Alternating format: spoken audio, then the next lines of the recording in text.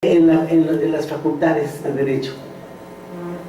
Y yo creo que ese no es solamente el problema no son nada más las facultades, sino también, obviamente, los colegios. Se mira las escuelas, le echamos la culpa a las escuelas patitos, de donde también sale gente brillante, nos consta, más que ahora no vino el colega.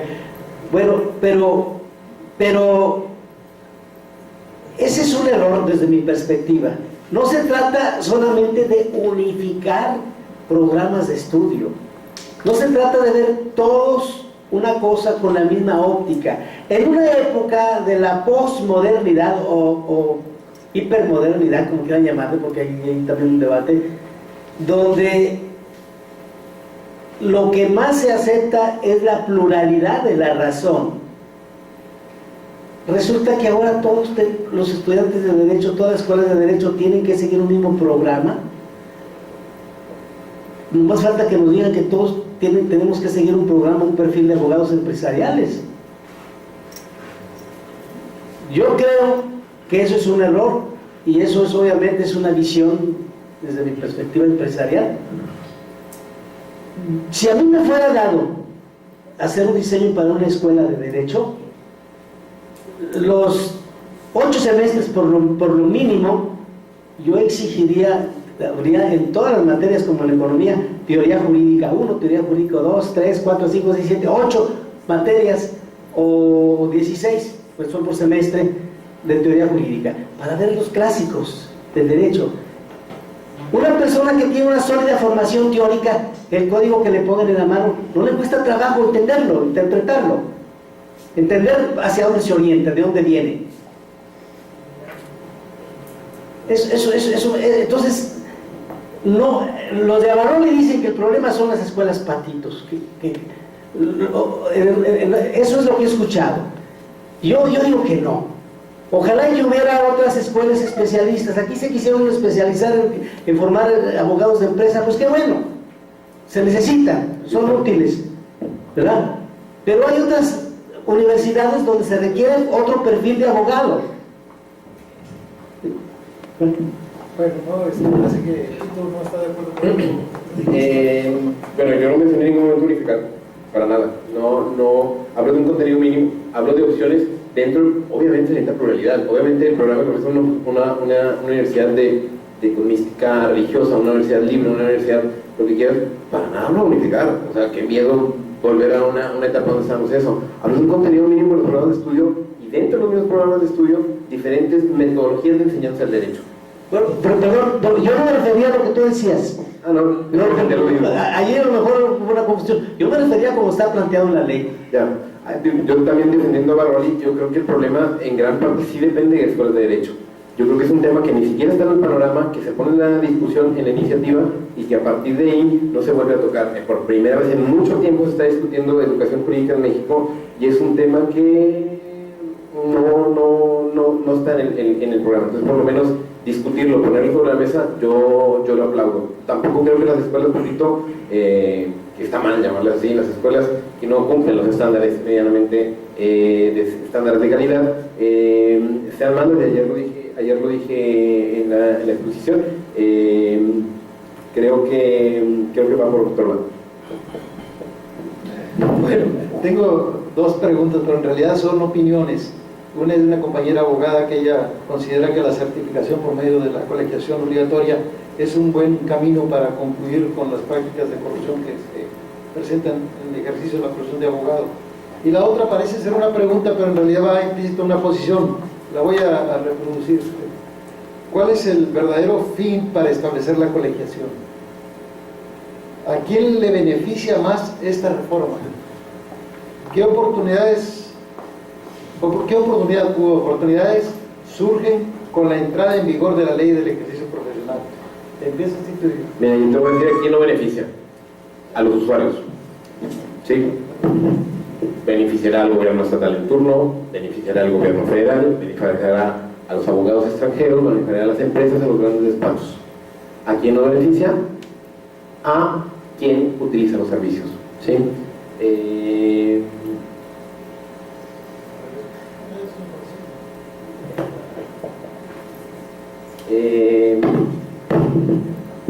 ¿Qué oportunidades surgen con la entrada en vigor de la ley en ejercicio profesional? Yo creo que la principal oportunidad es discutir el tema y si es un tema que no llama la atención, o sea, a mí como alguien de afuera, alguien que no está colegiado, que los colegios de la entidad federativa de aquí en Nuevo León no se hayan pronunciado, o por lo menos habiendo tantas posibilidades en internet a través de redes sociales, emitir algún comunicado de algunos o armar, por eso yo creo que la principal oportunidad es que se debata, que se difunda, que se den a conocer estos temas. ¿Cuál es el verdadero fin para establecer la colegiación?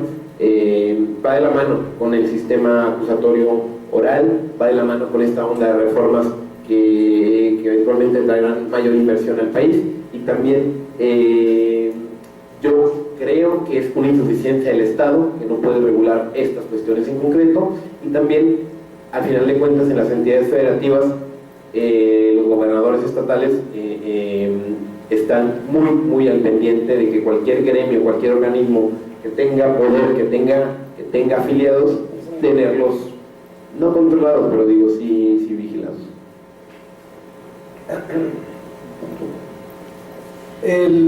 Bueno, la pregunta es de los 60,000, como se decía antes en la televisión.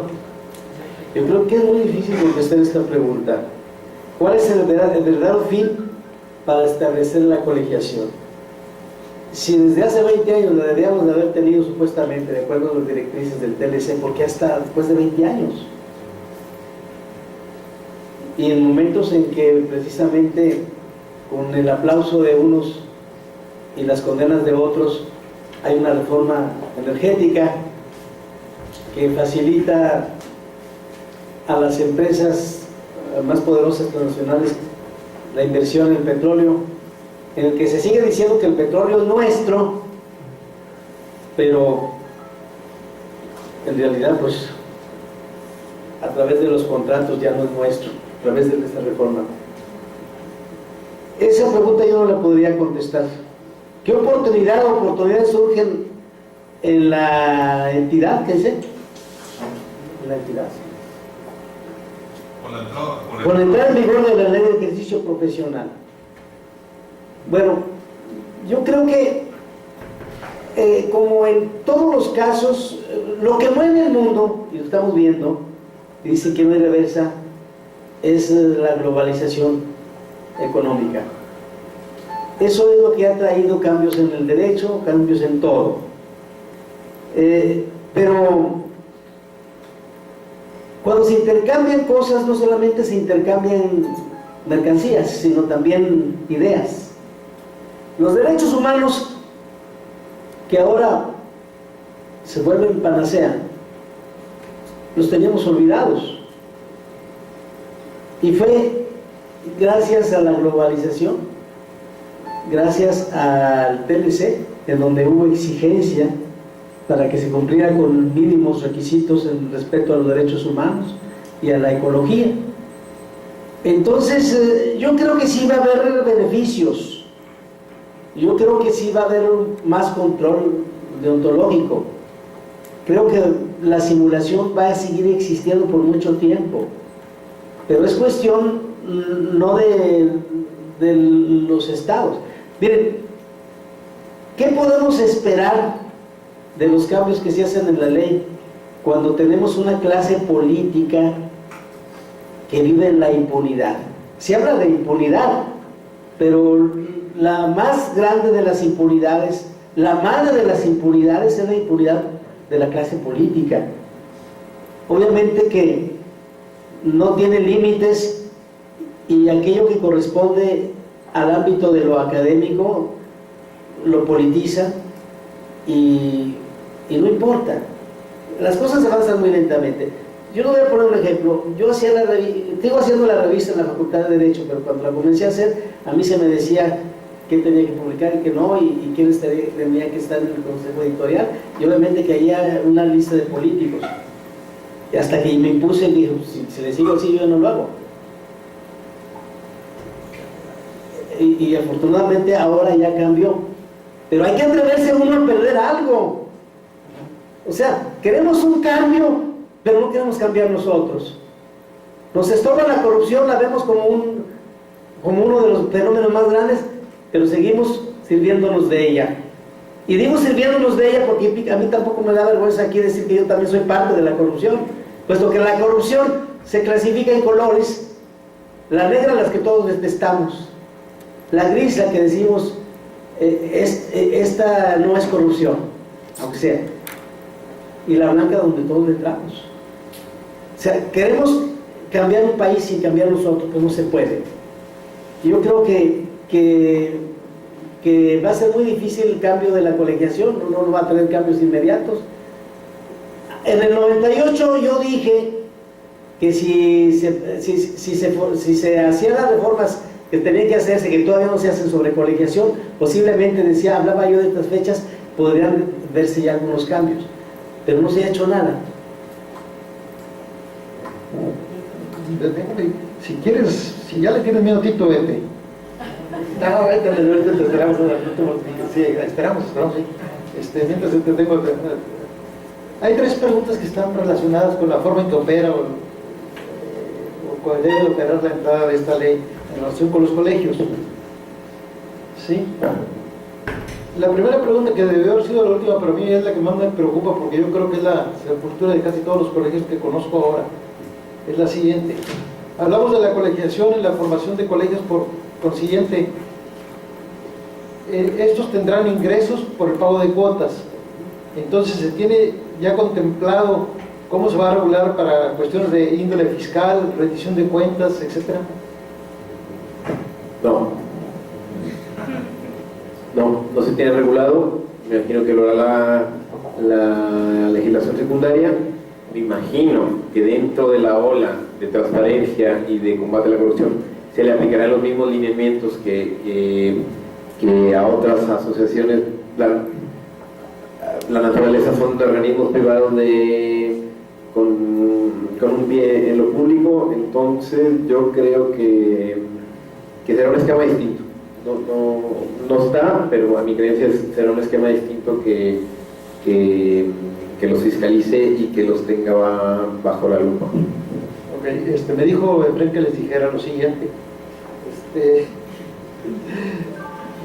Yo creo que la mayoría, no todos, no generalizo, la mayoría de los colegios de abogados han sido socorridos por gente que tiene aspiraciones políticas, y de medio nivel, ni siquiera de gran nivel. Aspiran a ser alcalde segundo judicial de Guadalupe y van y se meten en un colegio para barnizar su nombre. Ese ha sido un grave daño para los colegios como están hoy.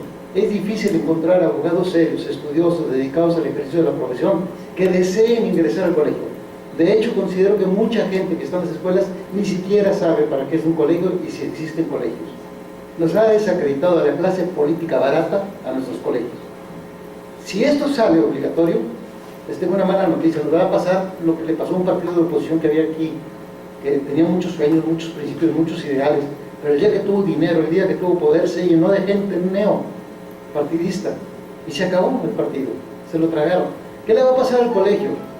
Vamos a recibir mucha gente que viene por las cuotas y no tenemos estructura. Si no desarrollamos esa estructura, creo que van a sepultar al colegio esa gente. Va a terminar el desprestigio. Pero en fin. Quiero aprovechar para destapar al doctor que se va a lanzar la próxima elección de gobernador. Espérame, a ver si todas las preguntas quedaron relacionadas. La otra pregunta era: tienes 10 años para que entre en vigor o para que sea el acceso obligatorio a través de los colegios. ¿Qué hacemos en estos 10 años? ¿Qué es lo que se debe hacer?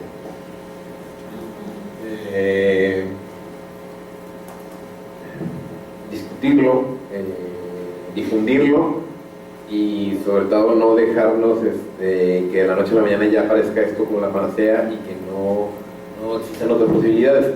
En estos 10 años va a depender, sobre todo aquí, gobierno estatal, el próximo candidato o candidata, gobernador o gobernadora, poner sobre la agenda el tema. No hemos visto en una agenda de un gobernador, de un alcalde, lo de los colegios, lo de las profesiones, defensor de oficio, los temas son seguridad, empleo, pero hay otros que dan de la mano y están conectados. Si muchas organizaciones civiles ahora que se están haciendo muchas ONG, ya sea para vigilar las propuestas y los candidatos, cada vez más acceso a la información y transparencia, yo creo que en estos 10 años, aprovechando la coyuntura política, sería para seguir haciendo ruido y discutir el tema. Adelante. Va Santiago.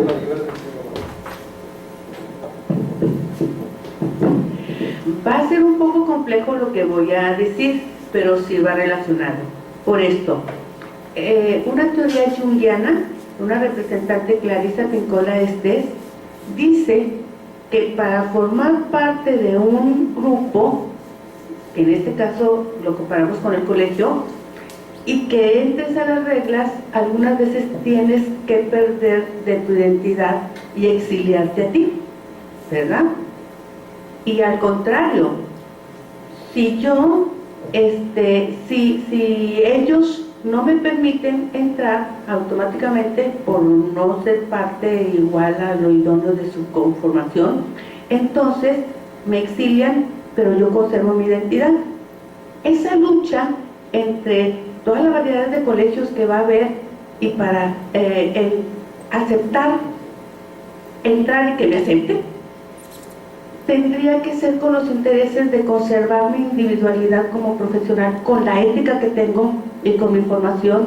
Lo más idóneo es que sea aceptada sin perder mis valores de identidad. Ese es mi fuerte. Perdón porque se ve así como raro, pero esa es la lucha moral, espiritual y de valores de nuestra profesión. Una primera pregunta bien ilustrante. ¿Eres abogada? Sí. ¿Estudiaste sociología? Es que primero fui maestra muchos años y soy tanatóloga. Y por eso, soy tanatóloga. Gracias. La pregunta, Santiago, si puedes tomar el micrófono. La pregunta es muy buena. Eso es bueno. De alguna forma la colegiación hace que pierdas un poco de tu identidad para pertenecer al grupo. Todos queremos pertenecer al grupo sin perder nuestra esencia, nuestra identidad. ¿Cómo podemos buscar ese equilibrio? Me parece muy buena pregunta. Miren, lo mejor de la colegiación, es cierto que la identidad es algo esencial. Digo, lo más difícil en la vida es ser lo que uno es. Eso no lo digo yo, esa es una tesis de Nietzsche. Pero la persona tiene una identidad propia. Esto ya aquí depende de una concepción doctrinal teórica. Somos no solamente individuos, somos también grupo. El hombre es un ser con otros. No somos, primero, somos seres con otros. Y uno no puede ser uno, yo no puedo ser yo, sino a través de otros. Se habla en filosofía de lo que es la alteridad o la otredad. De eso me refería un poco ayer. Yo creo que es al revés. La colegiación no hace que pierdas la identidad, porque yo solamente puedo ser yo a través de usted. Yo me reconozco a través de usted. Y no usted así a secas, sino usted que forma parte de un gremio, de una comunidad, que tenemos una sola profesión. Para ser yo abogado, yo necesito dialogar con otros abogados. Si quiero ser abogado, tengo que dialogar. Yo decía que la verdad, la única que creo yo, por cierto, es aquella que surge de un diálogo racional. Nadie dice la verdad de manera completa. Nadie dice la verdad de manera completa. La verdad está fragmentada, está en diferentes partes. Todos tenemos algo de ella y yo necesito a otro. Entonces, una conciencia formada hermenéuticamente es aquella que parte de la idea de que probablemente yo no tenga la verdad, que la verdad está en el otro, yo necesito al otro. Y si el otro es mi par, mejor. Este es un argumento más a favor de la colegiación. Me entendí tu pregunta y ahora sí ya... ¿Te perdiste? No. No, está perfecto. No, ya, profesor, no intentar explicarlo, digo. No, perfecto. Es una pregunta de tipo técnico. ¿Qué opinas de la integración de la comisión interdisciplinaria? ¿Está contemplado? Que, como se mencionaba, está muy politizada. Que los titulares sean los... ¿Cuál independencia? ¿Cuál independencia si son personas que dependen del gobierno federal en turno?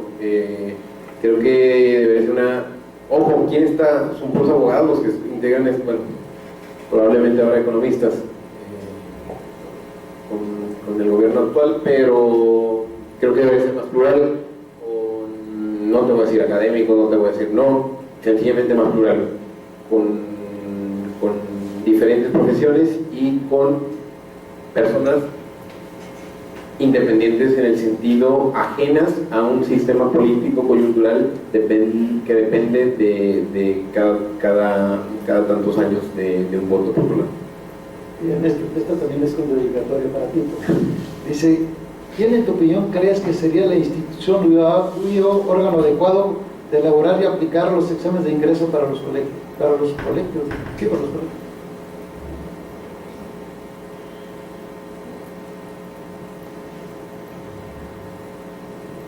Probablemente no los mismos colegios, o quitando el esquema de colegiación, los entes certificadores. Y al final de cuentas, los entes certificadores son quienes tienen la especialidad de formación en educación continua, quienes van a tener una conformación por especialistas, personas dedicadas al estudio del derecho, y los colegios van a tener más funciones administrativas. Yo creo que los entes certificadores, pensados como las entidades que se encargan de regular los conocimientos y la evolución del derecho en el tema de los abogados, sería un modelo propuesto que tal vez tendría mayores potencialidades más allá de hacer un examen estándar con requerimientos mínimos. Ojo, de ahí que me sorprenda muchísimo que los mismos colegios de abogados puedan fungir como entes certificadores. No sé, es como si aparte de tu novia fuera tu amiga. algo. Si mal no recuerdo, los certificadores son asociaciones civiles aprobadas por alguna autoridad. Por la comisión. Lo que no significa que los colegios de abogados vayan a ser certificadores. Que pueden tener. Pueden serlo, pueden ser. pero ahora falta que tengan el traje a su medida. Claro. Bueno, dejé para el último una pregunta que abarca en términos generales lo que se ha debatido aquí. En cuanto a las amenazas y oportunidades, y tomando en cuenta que hasta ahora se trata de una iniciativa, pide su opinión, ¿qué pasaría si se aprueba la ley?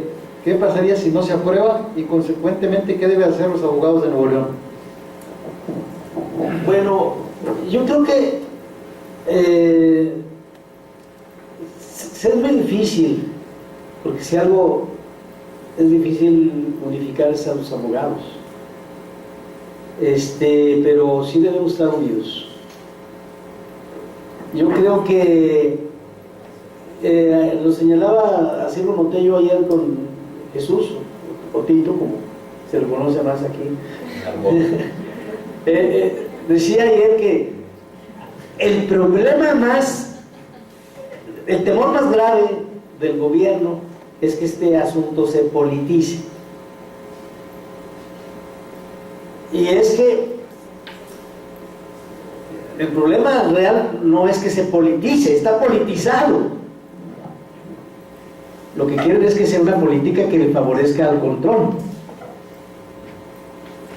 Ese es el tema. Los abogados debemos ver los intereses de los abogados y dejemos que los jueces busquen cuáles son sus intereses. Yo creo que tenemos que discutir por lo pronto entre todos los integrantes de las diferentes profesiones jurídicas, porque yo sostengo que no hay una sola profesión jurídica. Una profesión tiene su propia también identidad. La profesión es parte de la identidad, yo decía, y yo no soy yo. Al menos que yo quiera colocarme en una posición de que con lo único que yo puedo dialogar es con Dios y no necesito a los demás, pues está bien. Muchos creen eso. Me decía que un juez me decía que yo lo único que le pido consejos es a Dios.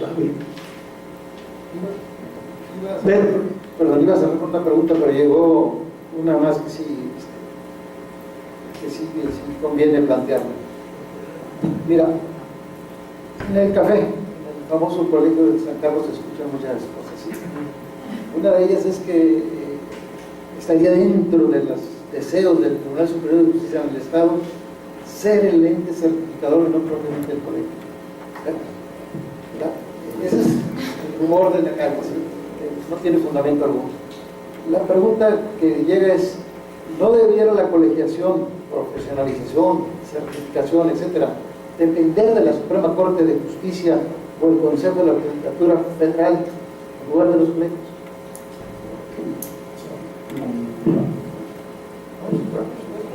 Bueno, claro que no.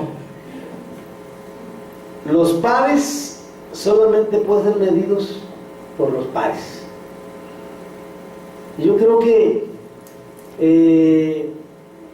en el Poder Judicial no son abogados, aunque se digan abogados. Pongo a Pimentel en el prólogo de un libro que hace, creo que a Valdemar, a Héctor Certuche, dice: íbamos como 5 abogados en un viaje. ¿Cómo que abogado? Tú no eres abogado, tú eres ministro, tú eres juzgador. Si no sabemos lo que somos, ¿cómo vamos a esperar tener una formación deontológica? Eso es absurdo. Desde luego que aquí la pelota está en el campo y casi los profesionales del derecho estamos que no le podemos tocar ni tantito siquiera el valor.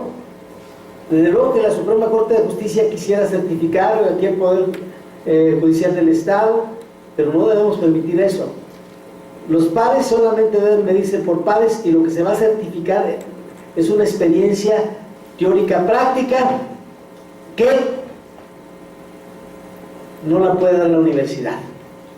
Podríamos admitir estratégicamente y por un tiempo determinado que la certificación la hagan los colegios con la participación de las universidades, pero en la medida que nosotros los colegios tengamos una estructura suficiente, autosuficientes para certificar nosotros, para hacer un lado a los que quieren ocupar un espacio de poder que no nos corresponde, tenemos que hacerlo.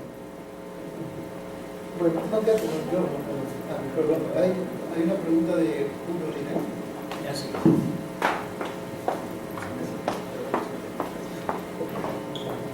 Sí, es una cuestión para la mesa.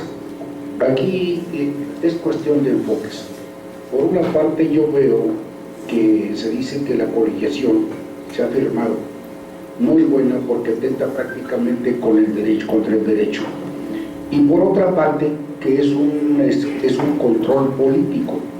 No lo quiero ver de esa manera. Románticamente quiero colocarme en una situación proactiva. Y me baso en 2 situaciones. En 2007 la Corte determinó que la libertad de profesión no es absoluta, ni limitada, ni restricta. Esto está en el Semanario Judicial del 27 de agosto de 2007. Por otra parte, yo veo que si todos actuamos en función de darle servicio a la comunidad, que es a la que por otra parte nos debemos, quiero hacer énfasis en que cualquiera de las profesiones puede dar cabida a personas incompetentes, irresponsables, inmorales, y esto no es lo grave es la impunidad de ese tipo de profesionistas. Ahora, nosotros somos vecinos de Estados Unidos, y lo comentábamos hace un momento. ¿Hacia dónde debemos ver? Estados Unidos tiene ahora un sistema, y lo lleva hace tiempo, de que para cortar un árbol, colocar un piso, impermeabilizar, cortar el cabello, en una profesión de tipo universitario se requiere de una certificación. Nadie puede hacerlo, y quien pretenda hacerlo es sancionado. Y además tiene graves